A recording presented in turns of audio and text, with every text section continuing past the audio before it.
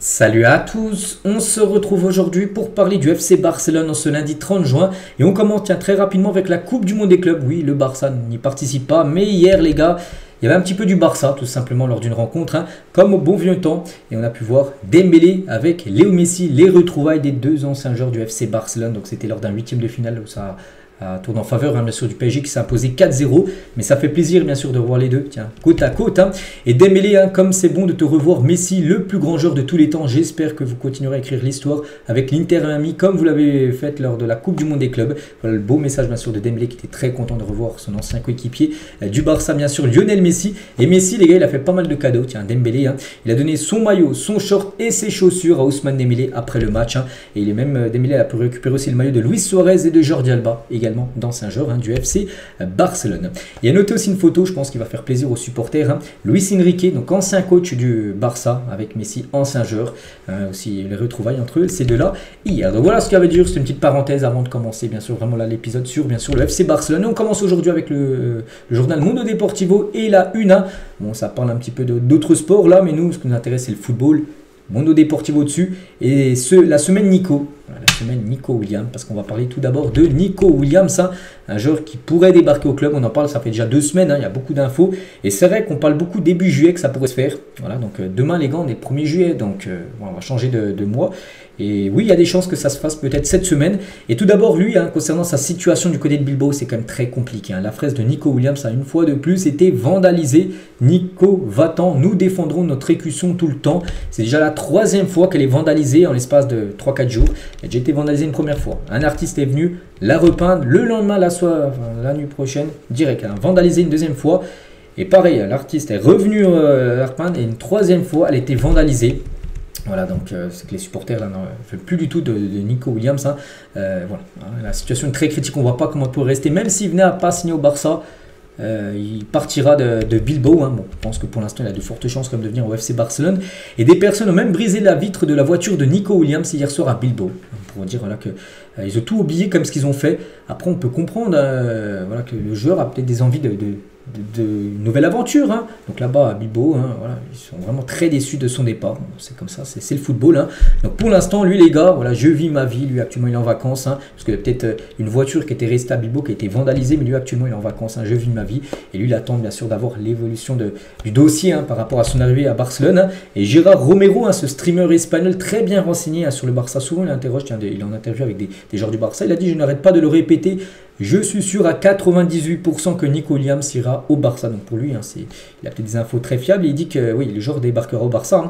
Mais je suis aussi très sûr que même si un désastre se produit, vraiment s'il venait à ne pas signer au FC Barcelone, et que l'accord avec le Barça échoue, Nico ne restera en aucun cas à Bilbao, c'est sûr à 100%. C'est vrai, quand on voit par exemple sa voiture vandalisée, on voit sa fresque voilà, vandalisée également, on se dit que même si ça venait à pas conclure du côté de Barcelone, il quittera Bilbao. Donc pour l'instant, il y a quand même de fortes chances que s'il quitte Bilbao, c'est pour venir du côté du Barça. Et toujours avec Gérard Romero, il a dit Nico Williams le 12 juillet, il aura 23 ans. Voilà, le 12 c'est l'anniversaire de Nico Williams et le 13 c'est celui de Lamine Yamal. Bon bref, et il a déjà réservé une place en Catalogne, peut-être une discothèque, pour fêter son anniversaire. La réservation a été faite à un endroit en Catalogne, vous savez où il y a quelle ville? Il y a Barcelone. Donc voilà, peut-être il viendra faire son anniversaire, peut-être avec des joueurs du FC Barcelone, peut-être le transfert sera déjà fait officiellement le 2 juillet. Donc lui, n'oubliez pas qu'il aimerait que ça se fasse avant le 9 juillet, parce que le 9 juillet, c'est la reprise de l'entraînement du côté de Bilbao. Puis voilà, il ne souhaite pas du tout retourner du côté de son club. Donc voilà actuellement la situation de Nico Williams. Je dis, vraiment, ça va s'accélérer dès demain. Demain, on est le 1er juillet et là, on rentre sur un nouveau mois. Et là, je pense qu'il y a des chances que le Barça passe enfin à l'action. L'autre Mundo Deportivo, c'est pas Nico Williams, mais là, ça parle d'Araujo. Voilà. Donc Araujo dans la voie d'évacuation. Donc en gros, dans la voie peut-être de départ. Donc le Barça doit faire une grosse vente cet été pour enregistrer Nico Williams et d'autres signatures. C'est vrai que c'est bien de recruter. Juan Garcia, c'est fait. Nico Williams, ça peut se faire, on le sait, mais il faut aussi vendre. Tu ne peux pas faire que d'acheter et laisser vendre aucun joueur. Tu dois laisser partir des joueurs. Et c'est pour ça qu'Araujo, s'il y en a bien un qui doit être vendu avec une grosse valeur, et ben c'est bien Araujo, qui est peut-être le mieux placé. Donc Araujo, donc lui se reste à Barcelone pour l'instant. Et Hansi Flick compte sur lui, mais le club doit faire une grosse vente cet été. Voilà, oui, peut-être le joueur a envie de rester, tout ça, mais voilà. Des fois, même si un joueur veut rester, le joueur doit partir pour respecter les règles du fair play financier. Et le Barça admet que Araujo a toujours été un professionnel modèle au club. Il est l'un des joueurs les plus appréciés, bien sûr, du vestiaire, parce que déjà, c'est l'un des capitaines. Et aussi, ça fait un joueur quand même qui est au club depuis quand même pas mal d'années. Donc, bien sûr, il y a du respect envers Araujo. Et le Barça a actuellement un plan pour revenir à la règle du 1 sur 1, enregistrer ses nouvelles recrues sans vendre Araujo. Mais certains membres du conseil d'administration pensent qu'il serait une bonne vente, bien sûr. Qu'il faudrait quand même vendre, bien sûr, un joueur cher. Et bien sûr, ce serait Araujo. Bon, le joueur, lui, donc lui, il est très motivé pour la nouvelle saison. Donc l'équipe doit commencer l'entraînement de pré-saison le 13 juillet. Mais Araujo veut commencer à s'entraîner dès demain. Il pourrait déjà revenir là, aujourd'hui ou demain, je ne sais pas. Parce que là, je crois que c'est une info qui date d'hier. Donc aujourd'hui, il pourrait déjà revenir à l'entraînement, tout simplement. Araujo, un entraînement tout seul de son côté pour montrer qu'il a envie de rester au Barça. Mais je dis, peut-être qu'il a envie de rester, mais peut-être le club voudra quand même peut-être le vendre. Et le Barça espère aussi effectuer quelques départs aujourd'hui pour remédier au fair play financier, car c'est le dernier jour de la saison 2024-2025. On est le 30 juin aujourd'hui. Vous savez qu'une saison, ça dure jusqu'au 30 juin. On parle beaucoup des joueurs qui sont en contrat jusqu'au 30 juin. Et le 1er juillet, en gros, demain, on rentre sur la nouvelle saison, la saison 2025-2026. C'est pour ça que pour les comptes, là, les finances de cette saison, il n'y a qu'aujourd'hui encore, tu peux faire des départs, tout ça pour ramener de l'argent dans les caisses, bien sûr, du club et être OK, surtout par rapport au fair play financier. On continue, on va parler d'Hansi Flick, donc même après la signature de Juan Garcia, lui c'est officiel, et peut-être celle de Nico Williams, qui est bien parti, Hansi Flick a demandé à Barcelone de signer encore d'autres joueurs, il veut d'autres signatures, Hansi Flick. Voilà, donc il n'y aura pas 2 joueurs seulement qui arriveront au club, il pourra en avoir peut-être 1, 2, 3 autres. Bon, il faudra bien sûr, je le répète encore, vendre aussi, parce que tu ne peux pas amener 5 joueurs et vendre aucun joueur, c'est pas possible. Et après la signature de Nico Williams, donc Deco cherchera à faire venir un arrière latéral et peut-être aussi un autre attaquant. Voilà, peut-être un Rashford aussi qu'on parle beaucoup. Un Rashford qui peut être un numéro 9, un super sub tout simplement. Un Lewandowski. Et Flick pense aussi que l'équipe était très fatiguée à la fin de la saison, la dernière là. Et ce qui explique en partie pourquoi ils n'ont pas remporté la Ligue des Champions. Voilà, c'est peut-être une donnée, bien sûr, que le Barça enchaînait beaucoup de matchs. Ils ont été très fatigués certainement lors des matchs contre l'Inter Milan, souvenez-vous, le Barça avait été éliminé en Ligue des Champions.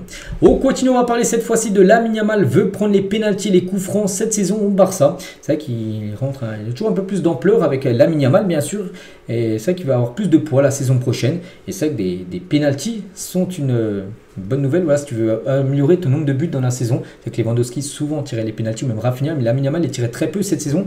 Et il veut rentrer dans la rotation des tireurs de pénalty, parce que bien sûr c'est quasiment entre guillemets des buts faciles. Et bien sûr pour remporter par exemple des trophées comme le Ballon d'Or, un but sur pénalty, ça compte tout ça. Puis la fin du compte, tu peux gagner des Ballons d'Or en marquant beaucoup de buts sur péno. Donc c'est pour ça qu'il s'est dit oui, il veut prendre les pénaltys aussi, les coups francs. Lamine Yamal. Et toujours avec lui, donc mon numéro, mon histoire, parce qu'actuellement il a le numéro 19, mais on sait que Lamine Yamal pourrait changer de numéro très prochainement. Mais voilà, sa story Instagram, il dit que le 19, voilà, c'est un numéro spécial pour lui. Mais il a mis aussi une autre story Instagram où il met une photo de Maradona à l'époque, de Barcelone, mais avec le 10, on peut voir un peu. Il n'a pas mis de titre, juste avec le 10 là, on se dit oui, il aura bien le 10, n'oubliez pas, normalement ce sera le 13 juillet prochain que ça sera dévoilé officiellement le nouveau numéro de maillot de Lamine Yamal. Et même son père, les gars, a quasiment on va dire lâcher la mèche. Donc Lamine, tu ne mérites pas seulement le numéro 10. Voilà, c'est-à-dire qu'il aura bien le numéro 10. Le père de Lamine Yamal a l'air d'être au courant de quelque chose. Voilà, que son fils devrait prendre le numéro 10 comme Messi à l'époque. Messi avait le 19, après il est passé au 10. Lamine Yamal devrait suivre la même trajectoire que Léo Messi. On va parler de Chesney.